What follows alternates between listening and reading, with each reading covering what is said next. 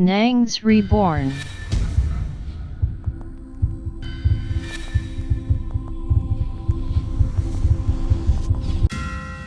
Waouh! Bonjour le bon, comment allez-vous? Si vous allez bien, c'est extraordinaire. Cette vidéo est extraordinaire vraiment. Hein? Ce que nous allons entendre ici va vraiment vous choquer, ça va vous choquer, ça va vous faire mal au cœur parce que moi ça me fait mal. Quoi? Comment c'est possible? Une femme ici, oui ici, va nous expliquer comment sa meilleure amie faisait la sorcellerie noire sur elle. Et elle ne le savait pas. C'est une personne à qui elle se confiait le plus au monde. C'est un truc de ouf. Et elle va tout nous dire.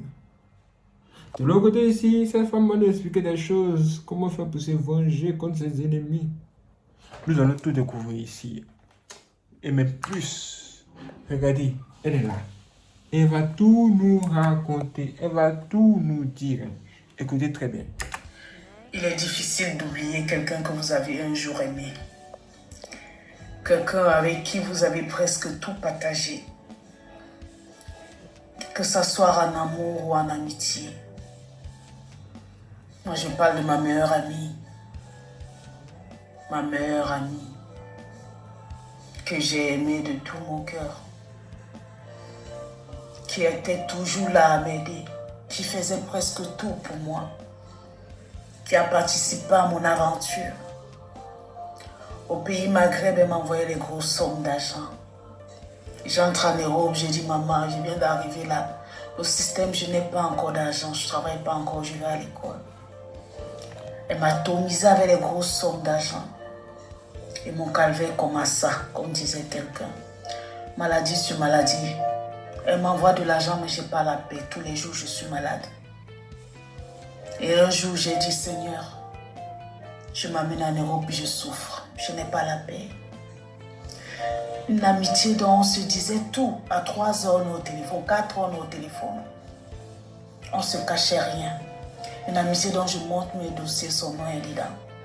Donc après Jésus-Christ, là, c'est elle. Elle était au parfum de tout ce que je faisais. Je ne manquais de rien.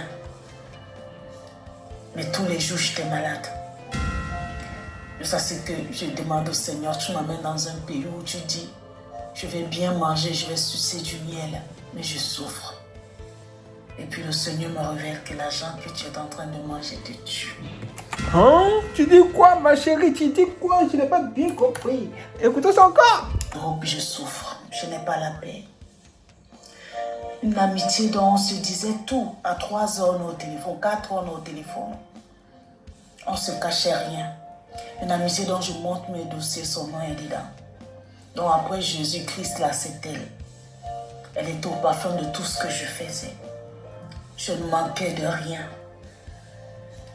Mais tous les jours, j'étais malade.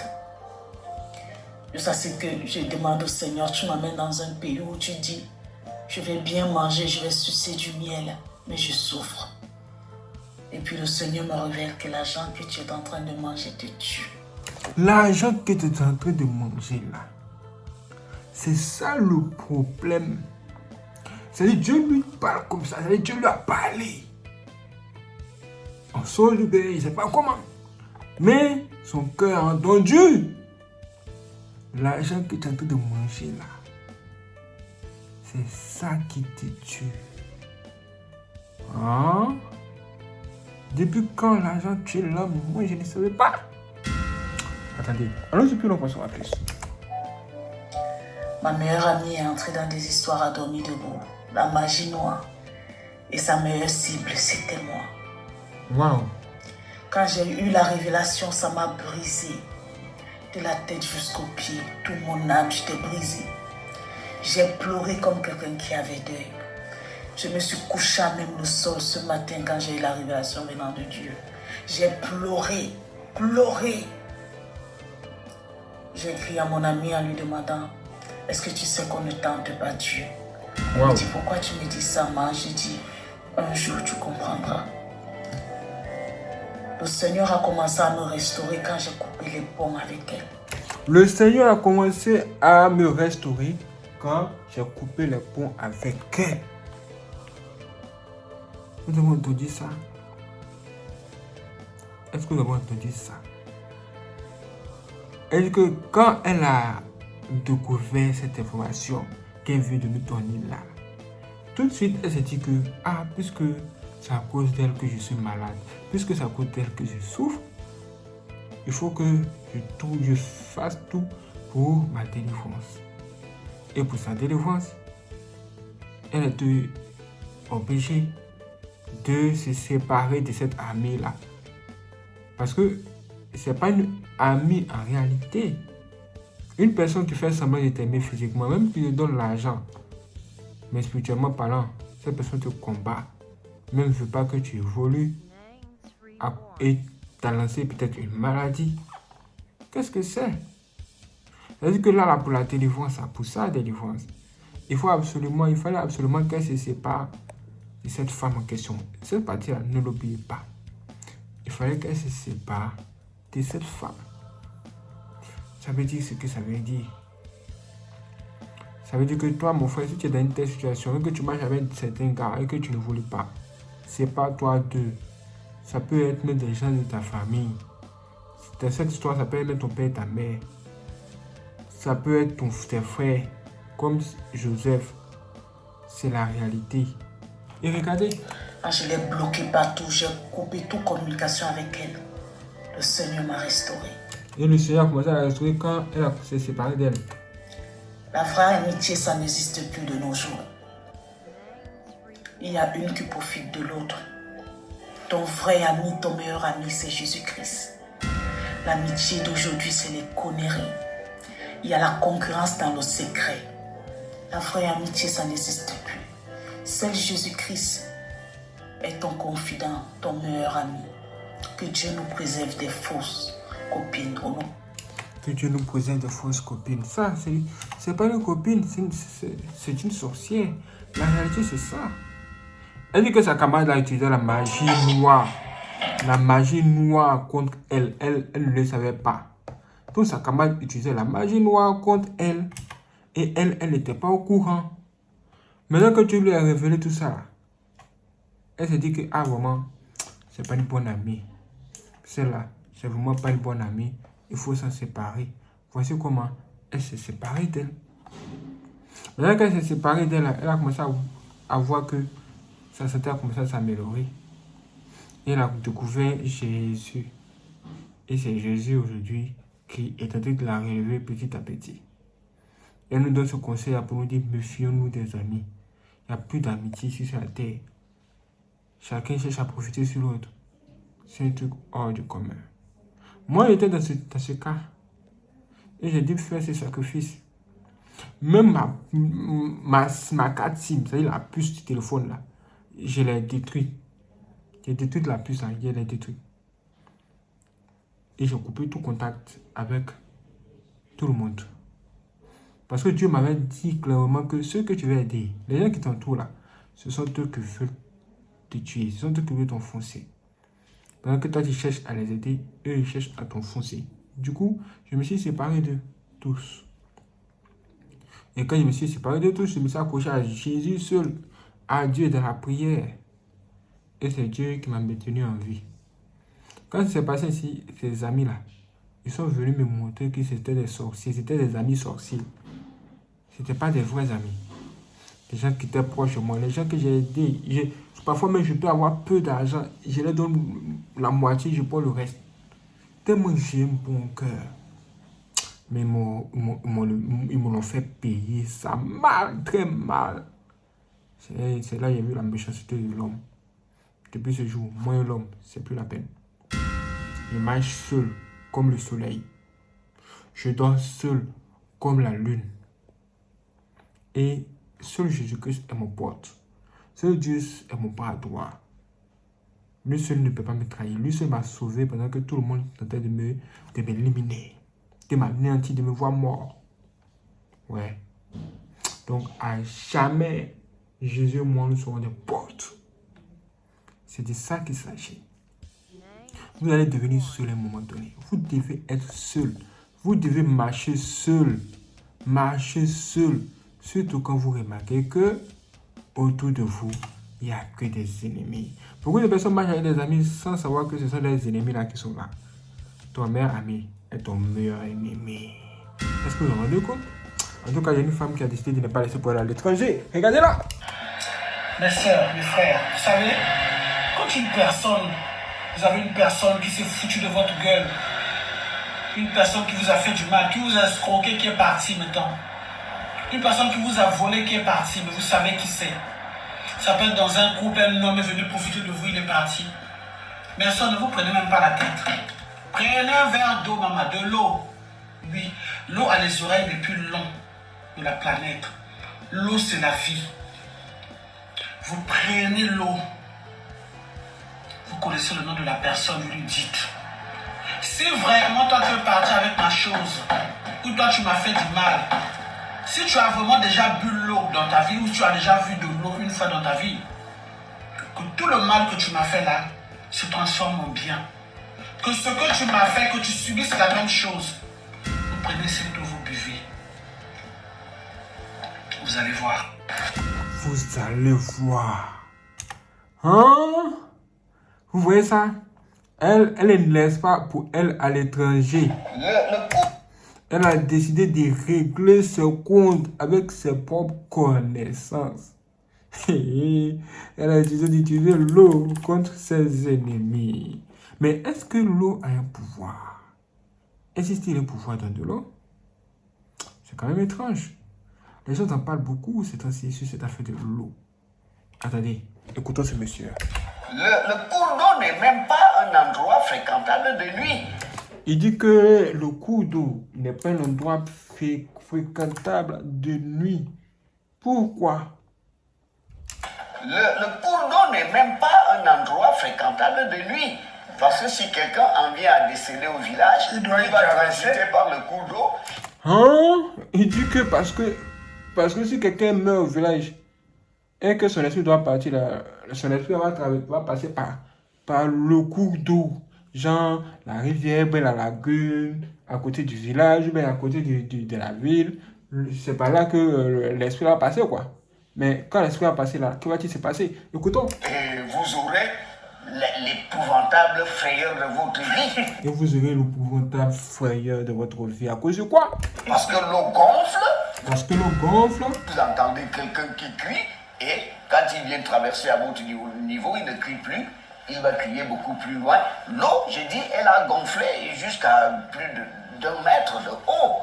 Si vous vivez ça, vous pouvez devenir fou.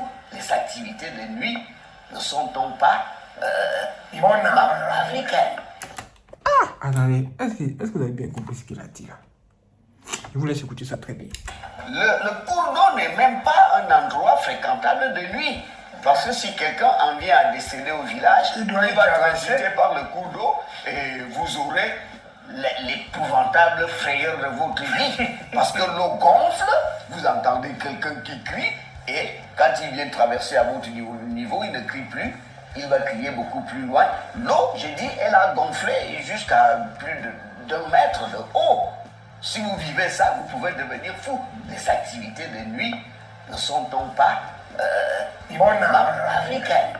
Il y a quels sont... Jean, on va dire c'est Jean. J'ai bien compris ce qu'il a dit. Hein. Il a dit Jean, il dit que Jean, si vous êtes dans un village et puis il y a une rivière ou bien une étendue d'eau, il dit de ne pas fréquenter cet endroit la nuit. Parce que quand quelqu'un meurt, là, son âme passe par cette étendue d'eau là pour partir. C'est bien compris. Hein? Maintenant, quand son esprit passe par là pour partir là, ce qui se passe, c'est que cette personne-là arrive en criant. Ah! Et vous pouvez entendre cette voix-là de loin. Ils ont crié. Ah! Mais là, arrivé à côté de vous là, vous n'entendez pas la voix. Hein. La voix là vous dépasse. Vous, la personne arrête de crier à côté de vous. Hein. Mais arrivé de voir la personne qui continue à crier. Oh! Et puis vous voyez que cette eau là gonfle, c'est-à-dire la vague là, et tu vois une vague en même temps qui s'élève. Ouh, boum. J'espère qu'elle est bien expliquée. Tiens. Hein? Qu'est-ce que c'est? Moi, je n'ai jamais vu ça. Hein? Bon, tout est possible. Mais n'oubliez pas. Si vous traversez une situation difficile, cherchez à savoir pourquoi vous traversez cette situation difficile.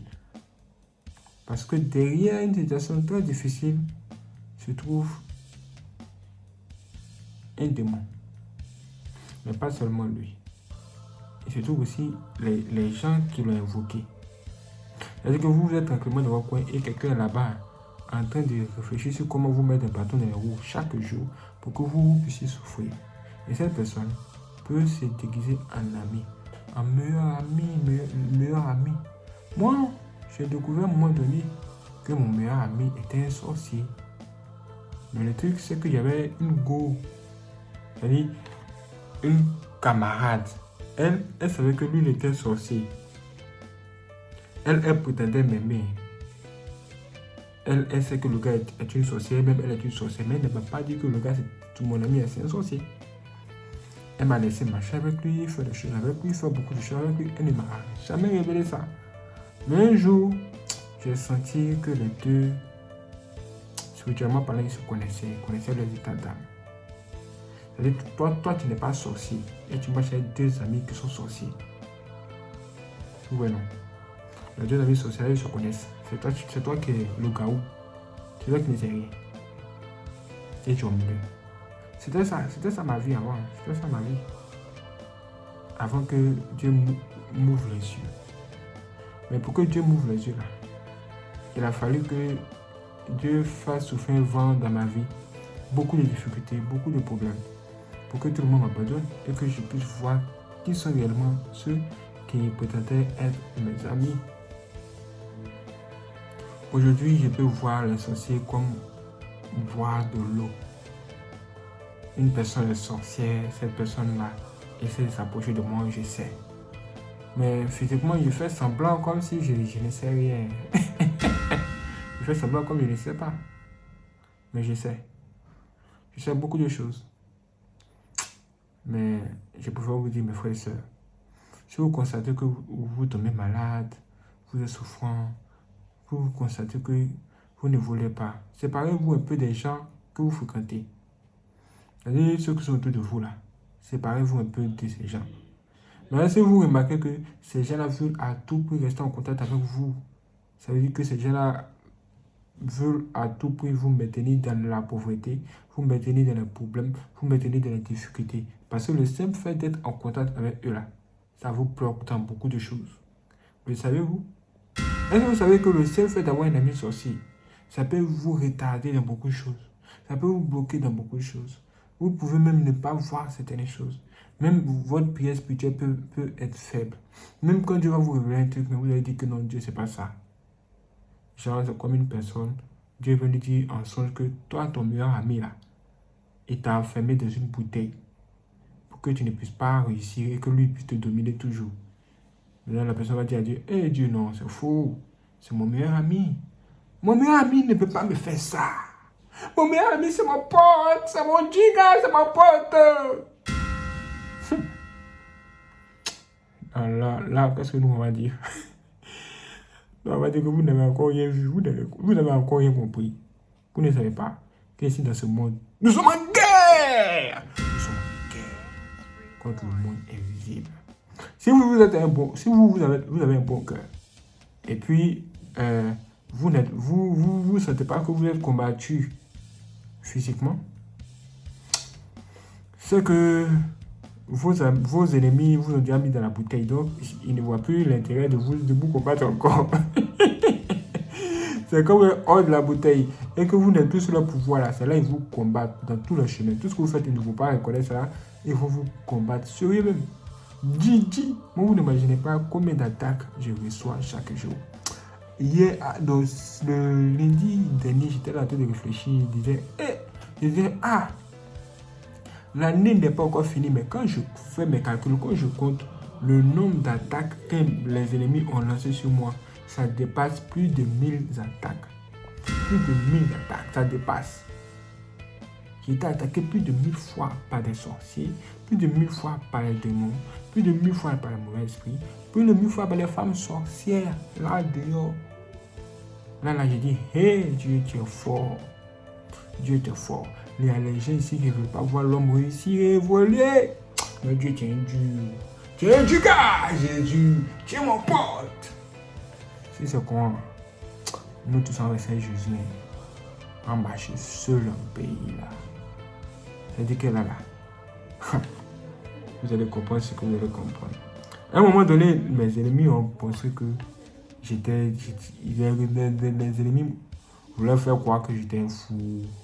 Les choses de ces gens. Quand ils vous combattent et puis ils échouent là, ils font croire aux gens, ils disent aux gens, oh lui là c'est un fou, c'est un fou. C'est un fou.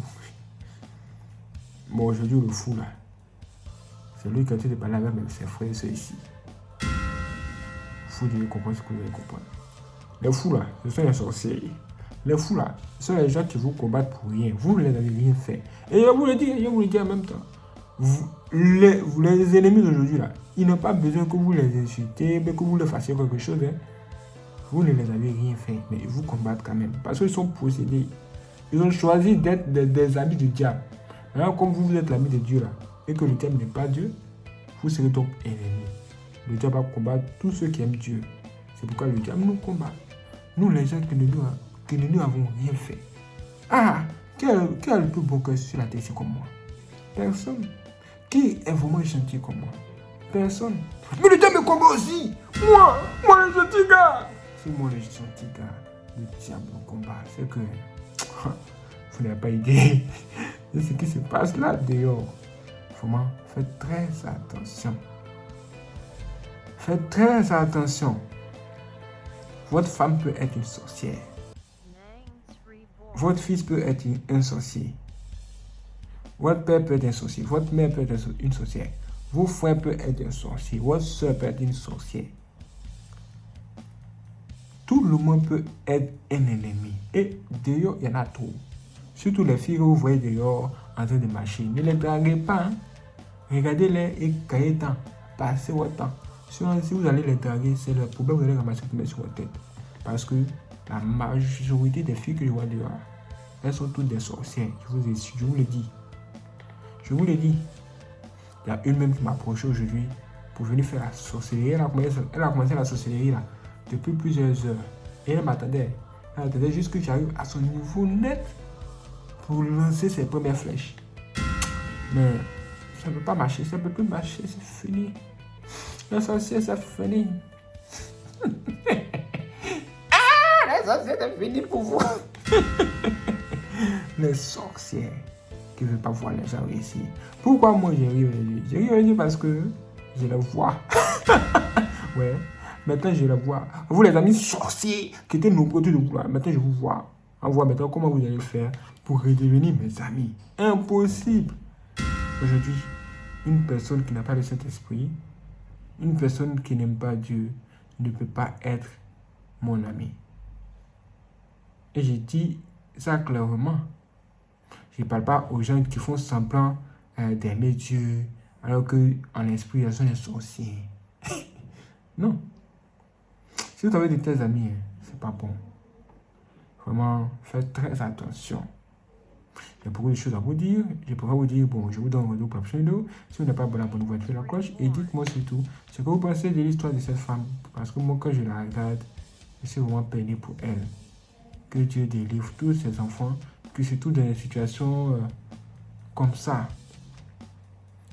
Ce soir, faites cette prière, dites à Dieu, Dieu, moi qui sont mes ennemis qui sont cachés parmi mes amis. Là, tu vas te montrer leur vrai visage. Même si Dieu te montre le visage, si Dieu commence à te montrer le visage, et que le matin, dès que tu te réveilles net, la personne qui vient là, c'est cette personne que tu as vue dans ton rêve là. Sache que cette personne que tu viens de voir le matin là, cette personne là, c'est une sorcière. Il faut l'éviter comme on évite la mort.